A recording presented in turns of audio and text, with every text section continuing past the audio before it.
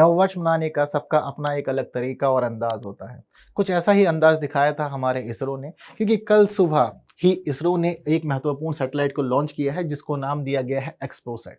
यह अपने आप में बेहद खास है और आने वाले समय में ब्रह्मांड के कुछ रहस्यों को सुलझाने में हमारी मदद करने वाली है। तो आज के इस वीडियो में हम लोग विस्तार से चर्चा करेंगे एक्सप्रोसैट की और देखेंगे कि किस प्रकार से यह हमारी मदद करने वाला है। नमस्कार, मैं कुणाल आप सभी का संस्कृति IAS यूट्यूब चैनल पर स्वागत करता हूँ। आगे बढ़ते हैं, चीज़ों को समझते हैं। तो देखिए, ये जो लॉन्च था एक्सप्रोसैट का, यह किया गया है 1 जनवरी को सुबह 9:10 पे। कहाँ से किया गया होगा आप सभी को ये खास बात पता है, श्रीहरिकोटा में सतीश धवन अंतरिक्ष केंद्र से यह लॉन्च किया गया था। लेकिन इन सभी चीज़ों को जानेंगे, विस्तार से जानेंगे, पर उससे पहले आप लोग एक प्रश्न पर नजर डाल लीजिए। कुछ इस प्रकार का प्रश्न हो सकता है कि आप लोगों से प्री में पूछ लिया जाए, तो यदि आप लोग को आंसर पता है तो जस्ट कमेंट करना है। और यह पूरा मामला आप सभी लोगों के मेंस के लिए भी बेहद खास है, क्योंकि वहां पर भी अनेक प्रश्न आ सकते हैं। क्योंकि आजकल लगातार जो हमारा देश है, हम लोग अंतरिक्ष की दुनिया में नए नए मुकामों को हासिल कर रहे हैं, नए नए कीर्तिमान स्थापित कर रहे हैं। तो यह सभी चीजें खास है और जरूरी है परीक्षा की दृष्टि से भी। चलिए, चीजों को समझते हैं आगे क्या हुआ। तो पहले ऐसा माना जा रहा था कि एक्सप्रोसैट को दिसंबर माह के अंत में लॉन्च किया जाएगा, लेकिन एक्चुअल में क्या होता है कि धीरे धीरे सभी सिचुएशन को समझा जाता है, ब्रह्मांड की स्थिति को समझा जाता है, पृथ्वी के घूर्णन को समझा जाता है। हर एक चीज को समझ लेने के बाद ही इसरो लॉन्च करता है अपना कोई भी मिशन हो।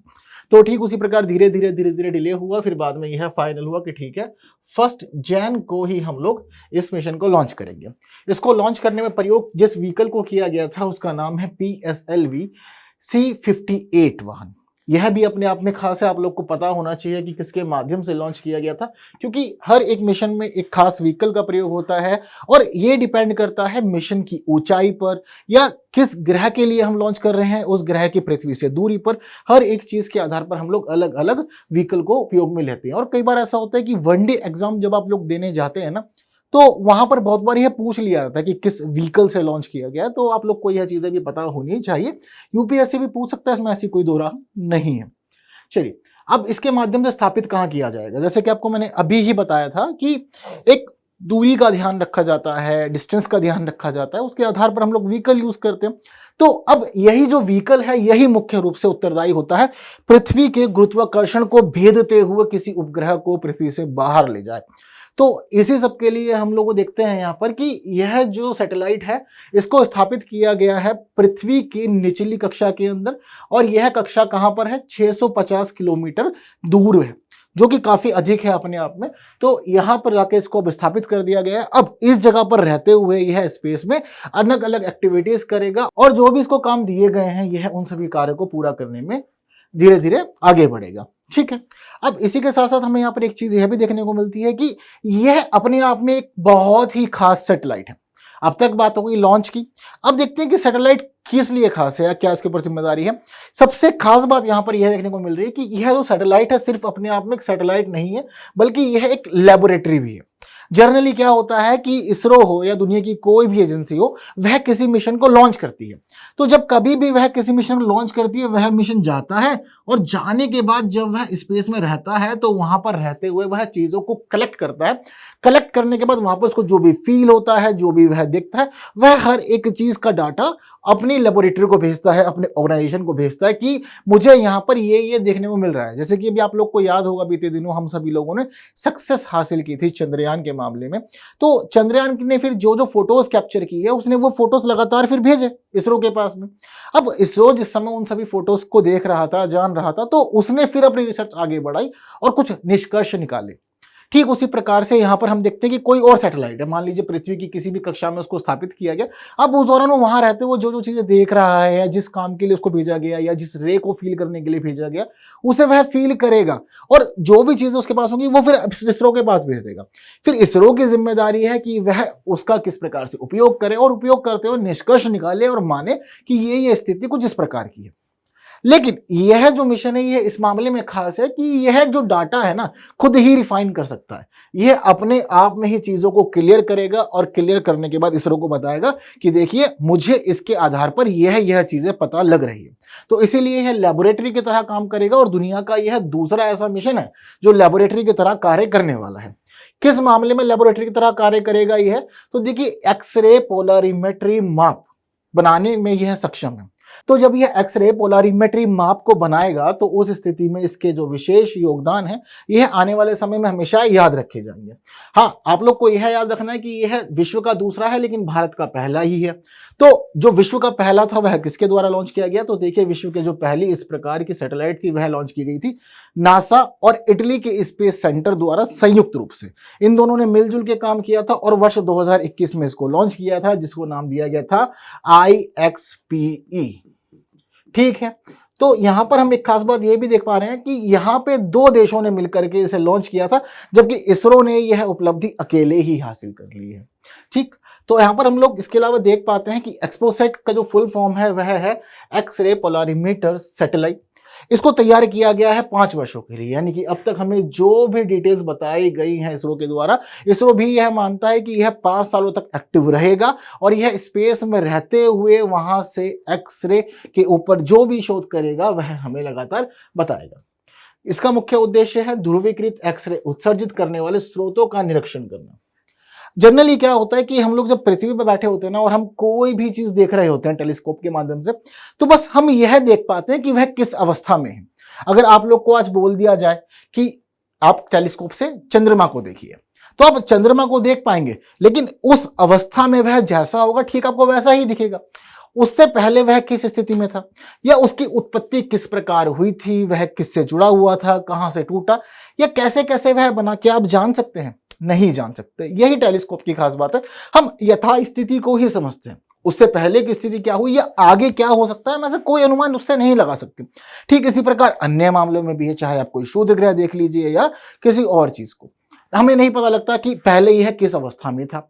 तो ठीक इसी प्रकार क्या है कि जो एक्सरे किरणें हैं यह मुख्य रूप से हमें बताएंगी कि एक्चुअल में कोई चीज पहले कैसी थी, उसके बाद वह कैसी कैसी बनी। तो एक्सरे का हम जो रिसर्च कर रहे हैं यह इसी वजह से ही कर रहे हैं। तो जितने भी वहां पर स्रोत होंगे, खास तौर पे जो एक्सरे को रिलीज करेंगे, वहां पर एक्सरे किरणों को रिलीज करेंगे, उनके ऊपर ही यह पूरी रिसर्च की जाएगी। इस कार्य में मैग्नेटर या न्यूट्रॉन तारे शामिल हैं, जिनके ऊपर खास तौर से रिसर्च की जानी है। लेकिन यह जो रिसर्च है ना, यह रिसर्च भी एक खास समय की जाएगी, हर समय नहीं की जा सकती। ऐसा नहीं है कि अब सैटेलाइट पहुंच गई तुरंत रिसर्च करना शुरू कर दो, नहीं।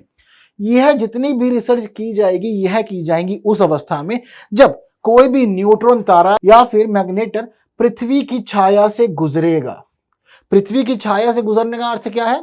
आप सभी लोगों ने ग्रहण पढ़े होंगे।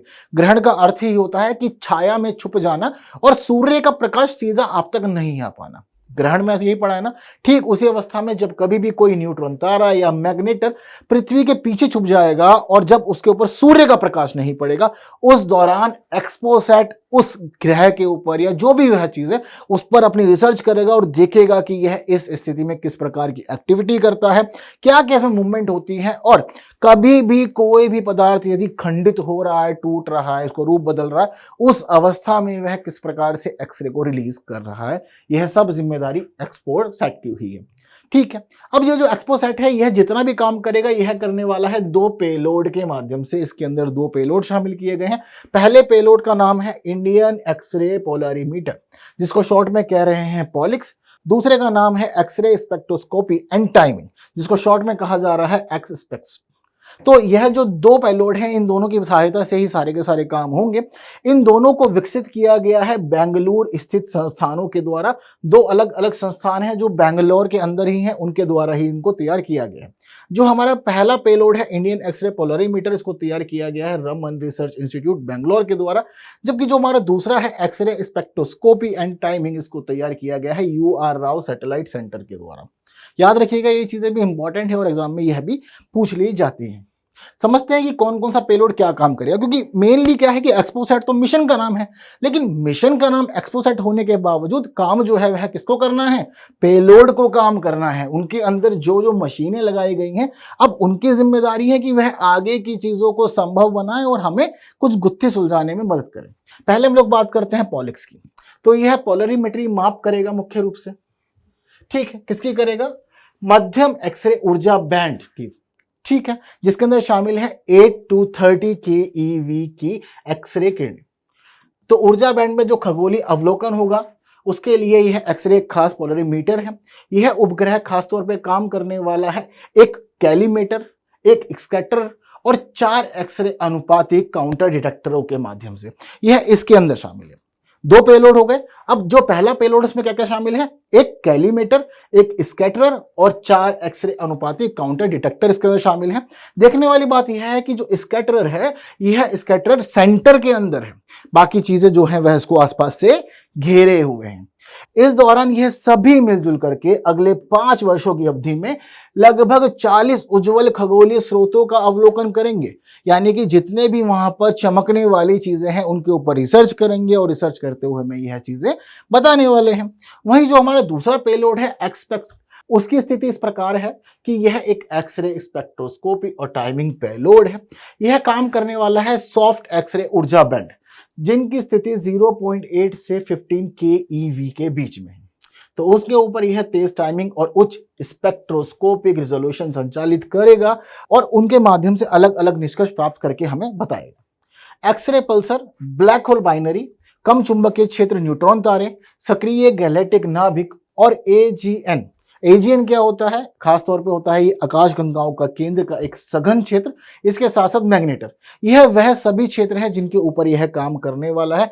और इन सभी से अलग अलग जगह से इसको जितने भी एक्सरे किरणें प्राप्त होंगी उन सभी को यह देखेगा, जानेगा, समझेगा और उसके बाद यह चीजें हमें बताने वाला है। तो दोनों की अलग अलग जिम्मेदारी है। एक्स स्पेक्ट की जिम्मेदारी अलग है, पॉलिक्स की जिम्मेदारी अलग है, और दोनों ही खासतौर पर रिसर्च करेंगे एक्सरे के ऊपर ही वहां रहते हुए, और सब डिटेल बाद में हमें ये भेजेंगे। अब आप सभी के मन में यह आ रहा होगा कि एक्सरे के लिए हम लोगों ने खासतौर पे एक पूरा का पूरा मिशन तैयार कर दिया है और एक्सरे के पीछे इतना हम क्यों भाग रहे हैं, क्या ही जरूरत है एक्सरे को इतना अधिक समझने की। तो इन सभी प्रश्नों के जवाब आप लोग को अब मिलने वाले हैं, क्योंकि जब कभी भी हम चीजों को देखते हैं तो समझते हैं, जैसे कि आपको बताया, तो यह सामान्य अवस्था में होते हैं, यथावत होते हैं, लेकिन इससे पहले की बात की स्थिति हम लोग नहीं समझ पाते। लेकिन क्या होता है कि किसी भी तत्व का जब रूप परिवर्तन होता है, वह खंडित होता है, वह टकराता है, या किसी और भी प्रकार की स्थिति उसमें देखी जाती है, तो उस दौरान वह एक्सरे ही रिलीज करता है। और एक खास बात यह है कि एक्सरे की जो स्थिति होती है, यह स्थिति ब्रह्मांड में किसी भी तत्व के अंतिम यानी कि चरम बिंदु के बाद की स्थिति होती है। तो किसी तत्व से उत्सर्जित तरंग के रूप में अलग अलग तरंगें निकलती है, जैसे कि एक्सरे, गामा, रेडियो तरंग, सभी को ऊपर हम लोग रिसर्च करते हैं। जनरली ये चीजें देखी जाती हैं। एक्सरे की उत्पत्ति पदार्थ की चरम स्थितियों से होती है, यानी कि जब वह बिल्कुल अपने मेन पॉइंट पे पहुंच जाएगा, जो उसका फाइनल रूप होगा वह वहां रहेगा, उसके बाद वह एक्सरे रिलीज करेगा, वो भी अकेले नहीं, किसी ना किसी कारण से खंडित होने के या फिर टकरा करके। तो यहां पर उत्तरदायी कारण माने जाते हैं टकराव होगा, बड़ा विस्फोट होगा, या तेज घूर्णन होगा उसमें, या कि फिर वह एक मजबूत चुंबकीय क्षेत्र वाली स्थिति में पहुंचेगा, ऐसा फील करेगा, तब जाकर के वह एक्सरे को रिलीज करता है। और इन सभी घटनाओं के अंदर ब्लैक होल्स भी शामिल है, क्योंकि ब्लैक होल के पास यदि कोई भी चीज जाती है तो अपने आप में वह खींच लेते हैं। और यह बात आप सभी को पहले ही पता लग चुकी होगी कि ब्लैक होल की स्थिति इस प्रकार की होती है, उसका गुरुत्वाकर्षण इतना अधिक होता है कि वह प्रकाश को भी नहीं छोड़ता, वहां पर प्रकाश को भी खींच लेता है, और इसी वजह से वह पूरा एरिया हम लोग को डार्क दिखाई देता है। तो इतना हैवी इसका जो यह ग्रेविटी है, वही ग्रेविटी मदद करती है इसको यह रूप देने में।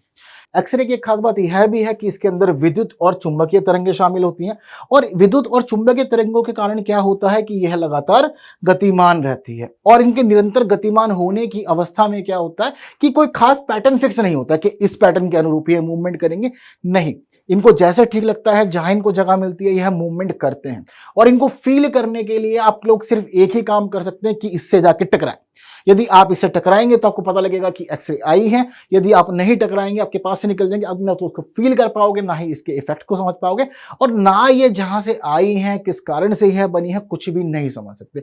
यही मुख्य कारण है एक्सरे को समझने का, क्योंकि निरंतर गतिमान रहेंगी और अपनी गति के दौरान जो भी इनके बीच में आएगा यह उससे गुजरती हैं, और गुजरती होते हुए अलग अलग चीजों को अपने साथ लेकर चलती हैं। और वहां पर जब एक डिटेक्टर रहता है, जब जाकर यह डिटेक्टर टकराएंगी तो वह डिटेक्टर बता सकता है, जान सकता है चीजों को कि क्या क्या स्थितियां इस एक्सरे ने अनुभव की हैं।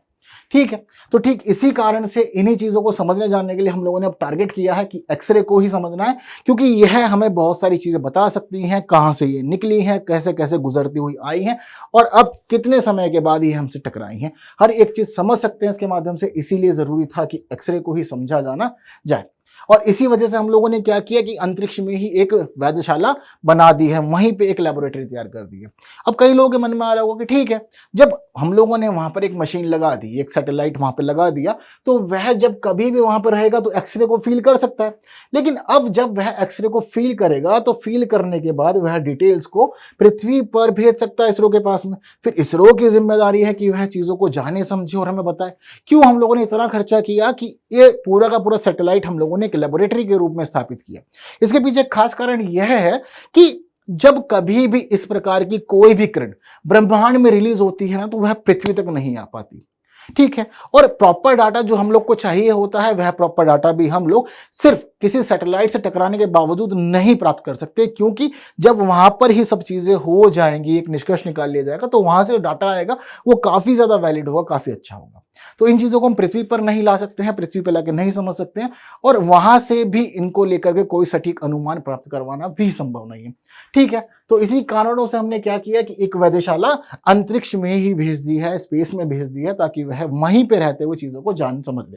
जैसे कि पृथ्वी का वातावरण जो है वह बहुत सारी किरणों को रोकता है अंदर आने के लिए।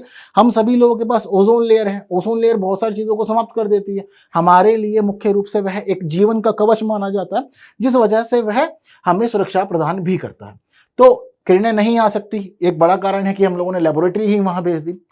इनको बिना टकराए अनुभव नहीं कर सकते, उनके ऊपर रिसर्च नहीं कर सकते। अगर आपको एक्सरे से रिलेटेड इसके आफ्टरमैथ समझने हैं, या इसका नेचर समझना है, कैसे इसकी उत्पत्ति हुई यह समझना है, तो इन सभी चीजों को समझने के लिए जरूरी है कि टकराया जाए इससे। तो अब इनको पृथ्वी पे लाकर टकराना पॉसिबल नहीं है, इसलिए स्पेस में ही टकराओ और वहीं से कंक्लूजन हमें भेजते रहो। हाँ, मॉनिटरिंग तो पूरी यहीं से ही होनी है, यह भी तो क्लियर है ना। तो चीजें अच्छी और सटीक निष्कर्षों वाली हमें प्राप्त होंगी, और इन सभी काम को करने का मुख्य उद्देश्य सिर्फ इतना ही है कि हम सभी लोगों को ब्रह्मांड की बेहतर समझ हो जाए, जो रहस्य अभी भी अनसुलझे हैं उनको सुलझा लें। आज की स्थिति भी ऐसी है कि समय बदल रहा है, लगातार तकनीक बढ़ रही है, अलग अलग मिशन हम लोग स्पेस में भेज रहे हैं, पर अभी भी किसी भी चीज के बारे में ना कोई भी सटीक अनुमान दे पाना संभव ही नहीं।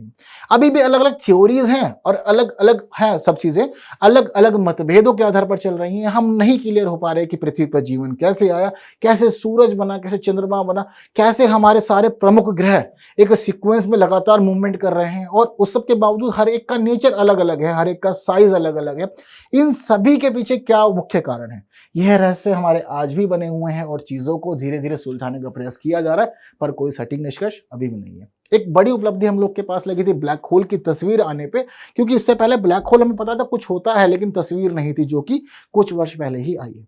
तो यह पूरा का पूरा महत्वपूर्ण सेशन एक अंतरिक्ष से जुड़ा हुआ और महत्वपूर्ण बातें हमें बता रहा है। उम्मीद करता हूँ कुछ चीजें क्लियर हुई होंगी, और आपके मेंस एग्जाम के लिए आपको अनेक विषय मिले होंगे। एक प्रश्न जो मैंने आप लोग को शुरुआत में दिखाया था, अब आप लोग इसका आंसर भी सरलता से दे सकते हैं, क्योंकि हर एक बात मैंने आप लोग को पहले ही क्लियर कर दी है। तो उम्मीद करता हूँ कि सेशन आप लोग को पसंद आया होगा। चीजें अच्छी लगी है ना, तो बाकी साथियों तक भी जरूर शेयर करना है, और लाइक के बिना नहीं जाना है। हाँ, आप लोग को आंसर भी चाहिए होगा, तो देखिए आप लोग की स्क्रीन पर है। उम्मीद करता हूँ कि आंसर भी सही रहा होगा आपका। अगली वीडियो में फिर मुलाकात करते हैं कुछ नई बातों के साथ, तब तक के लिए विदा दीजिए। Thank you so much.